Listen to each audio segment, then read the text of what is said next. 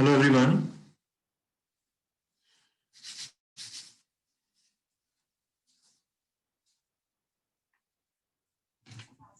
Good morning, sir. Morning, Astha.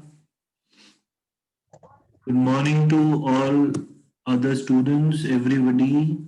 I hope I'm audible to each and every one of you.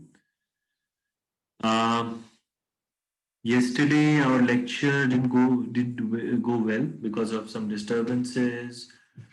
Because yesterday was the last date of your uh, hostel. Uh, you were vacating your hostels. I'm not sure about what was happening, but a lot of disturbances were there. So I believe today people are settled and we can have a discussion on the rest of those things which uh, was left for the discussion. So tell me if you remember about what exactly we are going to discuss. Uh, yes, Sir, clauses. clauses, right. So what about everyone? Everybody is clear with phrases? No issues with understanding what are phrases, what are the types of phrases. Since you have the PRM sheet now, you can look properly what are those things which are being identified, which are being targeted in order to understand about the phrases and clauses. So you can look after the sheet. Let us discuss some points which will give you some clarity on what exactly the clauses are, what are the types of clauses, and then we can look after the identification of clauses if we talk about within a sentence and how to identify a clause in a running sentence. We can think about that. Okay. So if you have any query related to phrase, you can definitely ask right now so that everybody can join and then I can start with. Well, 49 people have already joined. Maybe some more will join. So you have something to say, you can say. So I hope you're clear with what are phrases, what are the types of phrases, and how you differentiate between the different types of phrases. Right? Yes, sir. Abhilash, are you listening? Abhilash Saraswat. It's not that only Astha or um, Shubhanshi or some more students only, they only speak. Abhilash, are you listening to me? Abhilash Saraswat, roll number 4.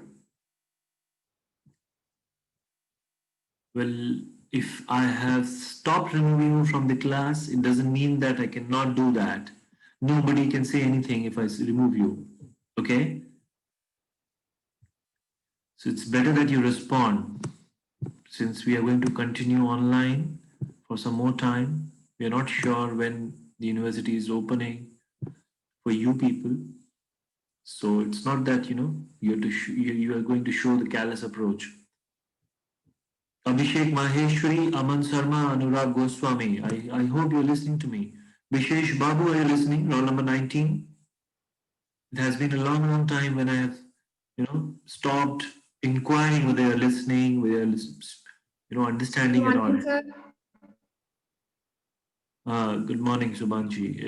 Sorry, sir, I came a little bit late. Actually, 7 to 8 I minutes. have done nothing, Subhanji. I'm just asking students to respond because these days nobody is taking care of that.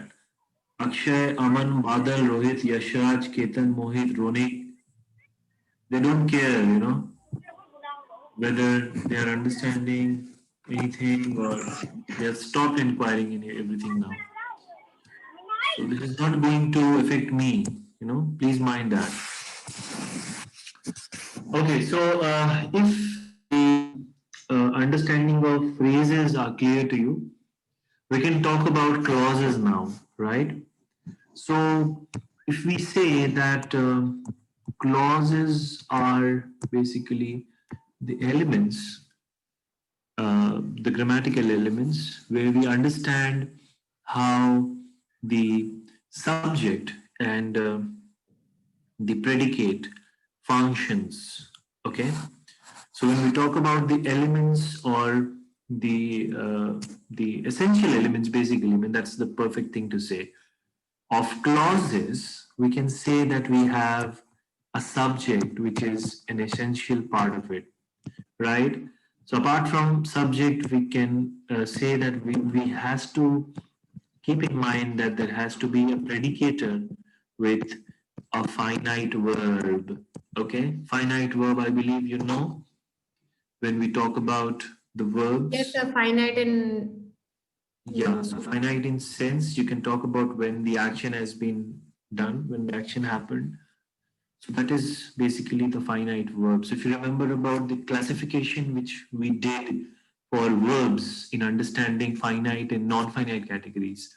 So we are concerned with the finite verbs when we talk about clauses, and as many as finite verbs we can find within a sentence, we can definitely identify it into number of clauses.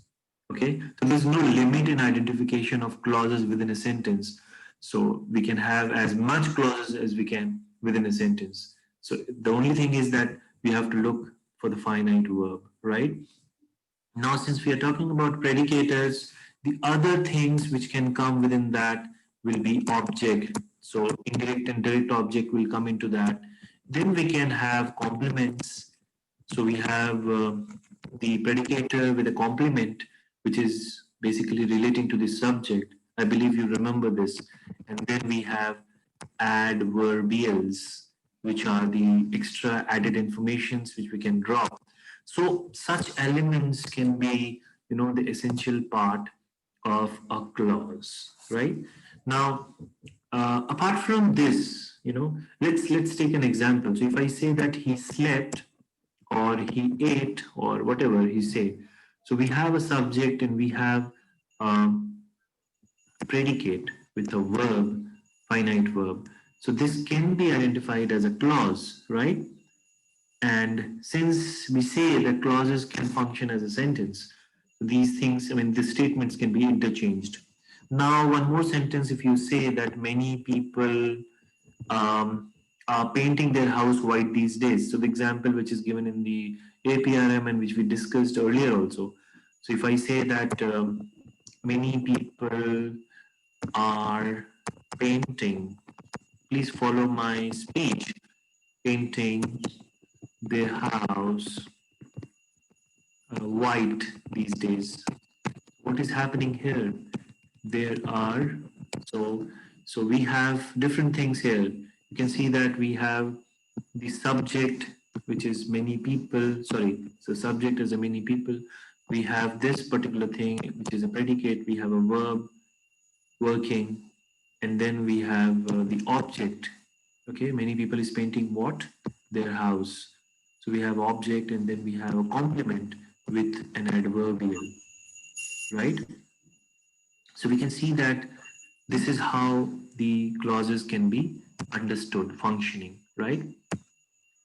Now, so after understanding this, I mean, what are the essential things and what are the possible things that we can understand under clauses? What we can do is we can understand how what other things can also come into action. Okay, so apart from these elements which we have just understood right now, there can be there can be other things like just a sec. So what we can do, probably, how many students are there now? Everybody is there. Okay, let me open the APRM now, because although I'm going to do that, try to understand through that only now. Okay, so you can see over here. I hope it is clear, right? Yes, sir. Shubhanshi, can you please update? Yeah. Yes, sir. Yes, sir. So Yes, yes. we can, okay. So we can see that here it is written that VPs are predicators, right? So verb phrases, we have, you already know what are verb phrases now. So verb phrases function as a predicators, and that becomes the essential element when we talk about the clauses. Now, subject generally precedes predicator. So we have a subject before a verb, and there is an agreement between subject and predicator. So that falls under the category of subject-verb agreement, right? So we all know, what function does it do. So it is generally affected by the action or state, by the predicator, so that you all know already. Now there are two kinds of object, direct and indirect object. And indirect objects are optional and can be replaced by adverbial. So this is a very important point to notice, that when we talk about adverbials, it can be replaced by the indirect object. So we have, he gave me a book. Now this me is basically an indirect object, and it can be replaced by an adverbial. So if we say that he gave me a book, so this particular indirect object can be replaced, and these are optional. So if I say that he gave a book, so you all know that adverbials can be replaced, adverbial can be dropped. So that is what it is functioning here. And then we have the direct objects, which is functioning over here, which is a book now. So these are just, instances and some examples to give you some clarity over how, the elements within the clauses work. Okay. Now you can see that the subject complements and object complements can be understood if we talk about clauses, and how subject complement complements the subject, whereas, I mean, as the name suggests, object complement characterizes the object basically. So if I say that Rohan is a good student, so this is basically complementing the subject, where we have the subject complement working. Now,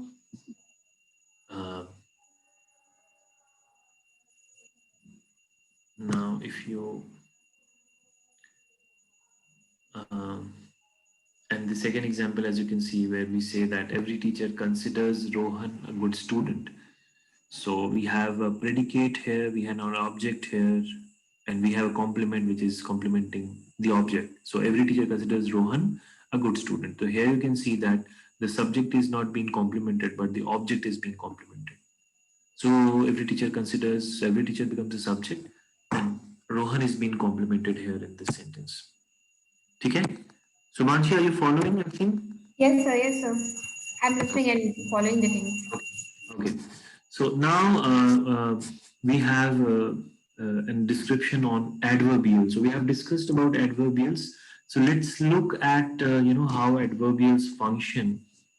So as we have already discussed about adverbials, these are the elements which give extra information. Please mind that whenever you find adverbials, whenever you try to find out the adverbials within the running phrase, within the running sentence, be it a phrase or a clause, adverbial phrase or a clause, it will give extra information, and it can be omitted from a clause. It can be dropped from a clause. So the moment you find that you can drop it, it can fall into the category of adverbials. Okay.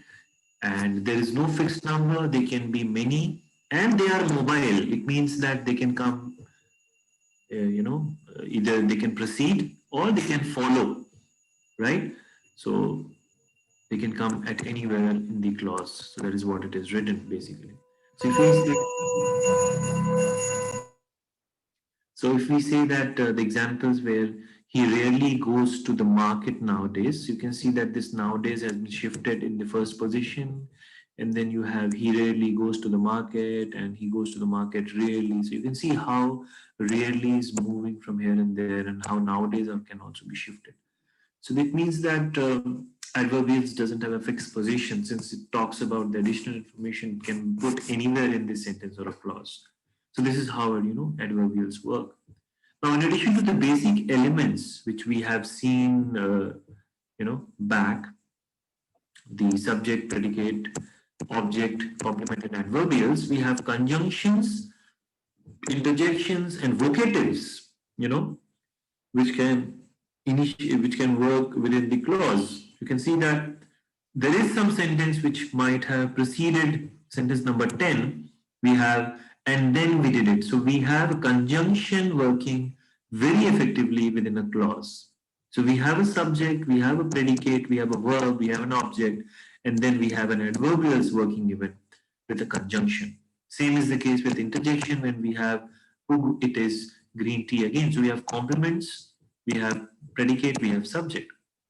And if we talk about vocatives, we have the subject, read the book Mohan. So when we say, when we identify, when we address, a subject to for an action, so that is basically understood as a vocative. So if we say that read the book Mohan, Mohan becomes the vocative case, and that is how, the possibilities fall when we talk about the elements of clauses. I hope this is as simple as to understand how it looks. Tell me if you need to say it's anything or you need to ask anything at this point. No, sir. Okay, thank you. So we have understood that how clauses work and what are the elements, what are the essential elements of a clause which can work in a sentence. Now there can be a number of permutations and combinations when we talk about adverbials. We can come at any place, and then we have other elements, essential elements, which are there apart from the basic elements of clause. So we have seen that clearly, right? Now, there are some clause patterns in English, which I would request you to go through this because, there is a list, sorry, because there is a list given over here and which talks about the major clause patterns of English. So we have subject and predicate where we have, where we can interchange the subject or the predicate with a finite verb, like he walk or he die, he work, he come, anything, right? Or it can be a subject predicate with a direct object, right? So we have a subject verb and a direct object. So it can be anything. Again, he caught it or he, whatever he did. So there are examples which we can quote, right? So there can be a number of things which we can understand through the possibilities of the clause patterns in English. So we have again a subject predicate with an indirect object, subject predicate with an indirect object, and direct object again. So indirect object comes before direct object. Or there can be a subject predicate with a complement. So he is what? He is kind, or he is a nurse, right? Subject predicate and direct object with a complement. So he proved her wrong. So there can be a number of things. Now we have adverbials over here in these two examples. So there can be, different patterns through which clauses work in English. So you can just go through it, just give a look to this, because while identification of clauses in a running sentence, it will help you in identification of how the structure works if you talk about a clause. Tell me at this point of time if anybody say you want to say something, because if you're not getting it, you need to say something. Sir, I'm not getting it. I would come in a different way. But if you don't say anything, that means that you are understanding everything. So there's no point in repeating and saying you all the time that you should ask a question. Sir, sir, your voice is lagging. Hello? Now, Subhanshi. Sir, your voice is lagging. Tell Subhanshi. Yes, sir. Now it's clear. Shubhanshi, there might be some internet issue, maybe. So please tell me, the moment you feel that the connection is not good. Okay. Yeah, thank you.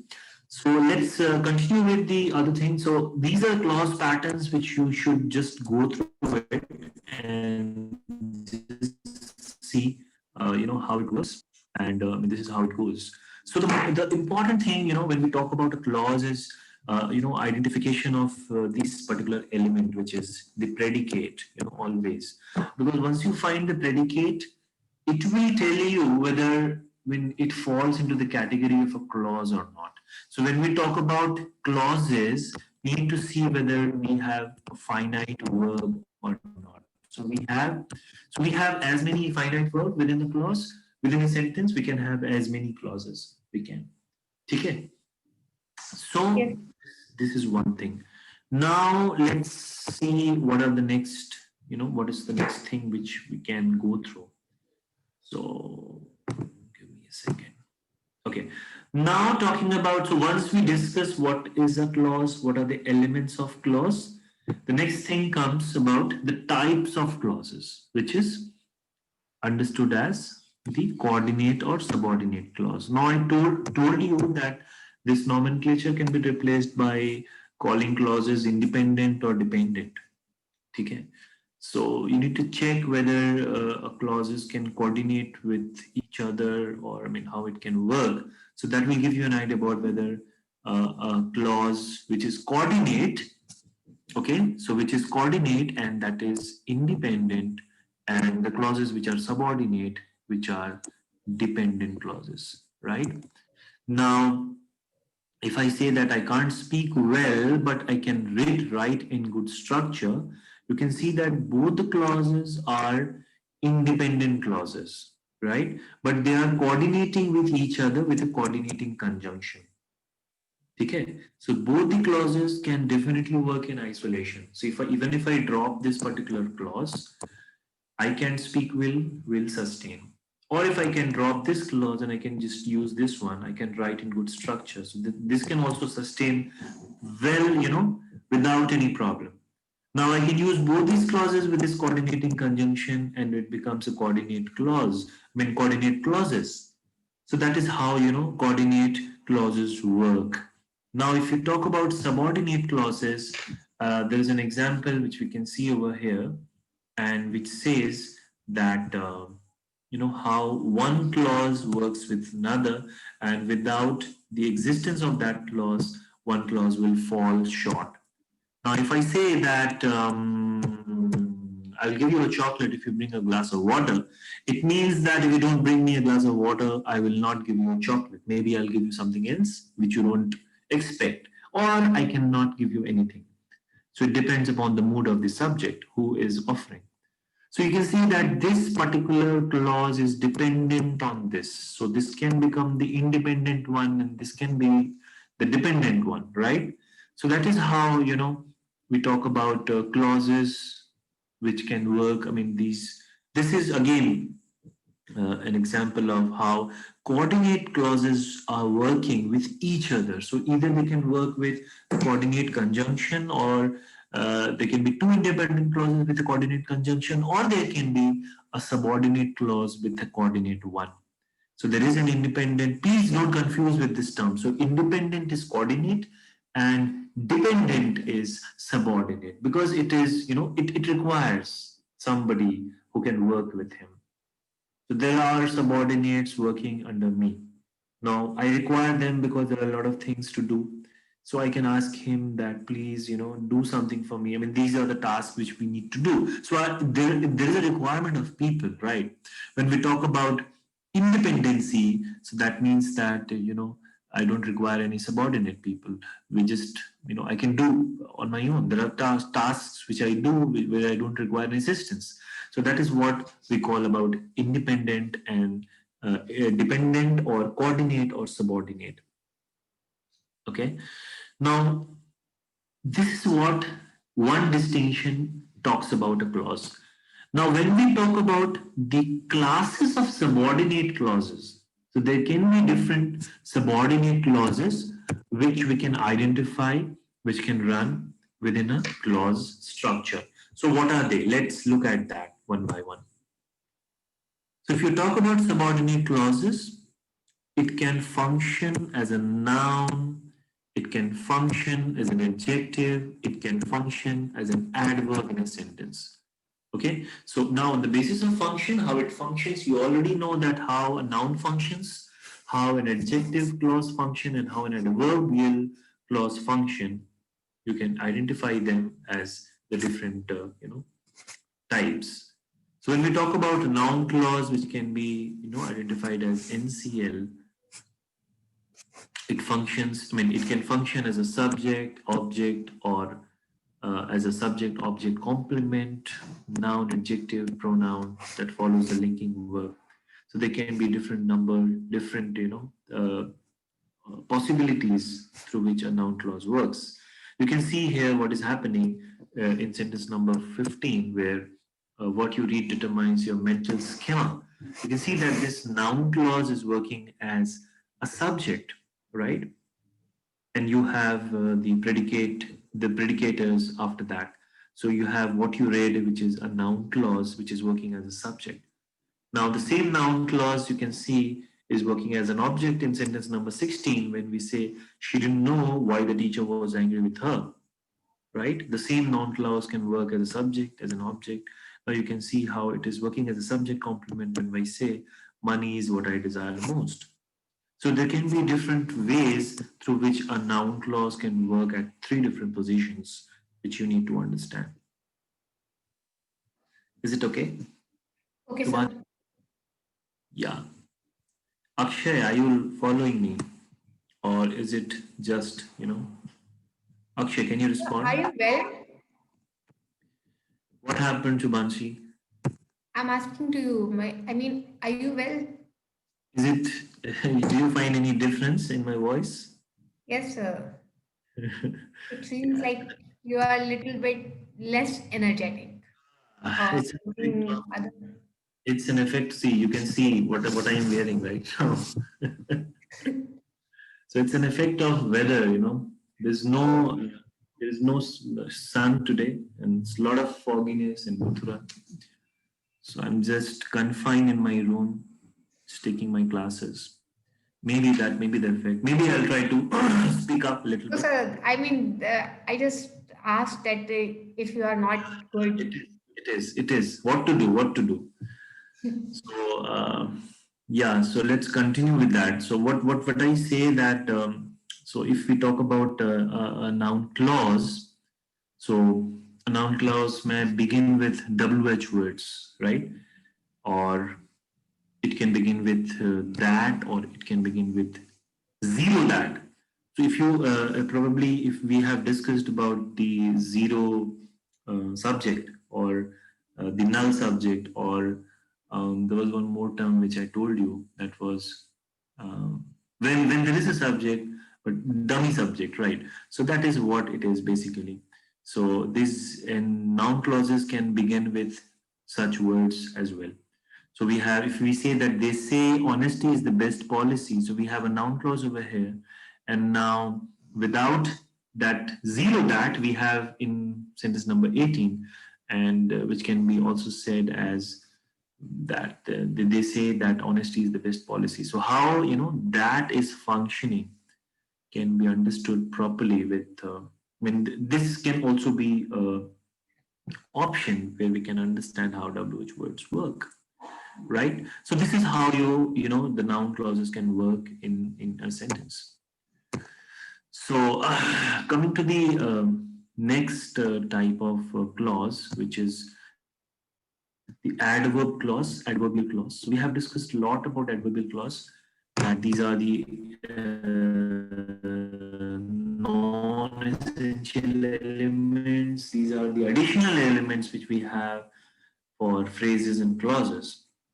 So already students are again started leaving the class. So what to do? Nothing. Let's continue. So what I say that if I have adverb clause with me,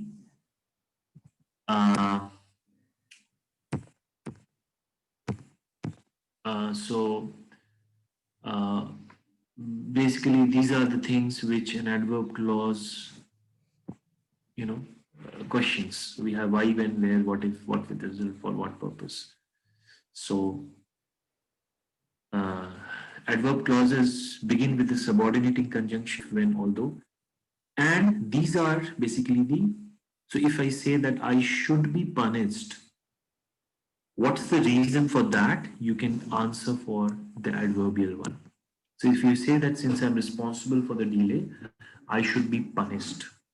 So this can fall under the category of adverbial clause. You can see how when, why, where, what if, what with result is and for what purpose has been marked through these given examples, right?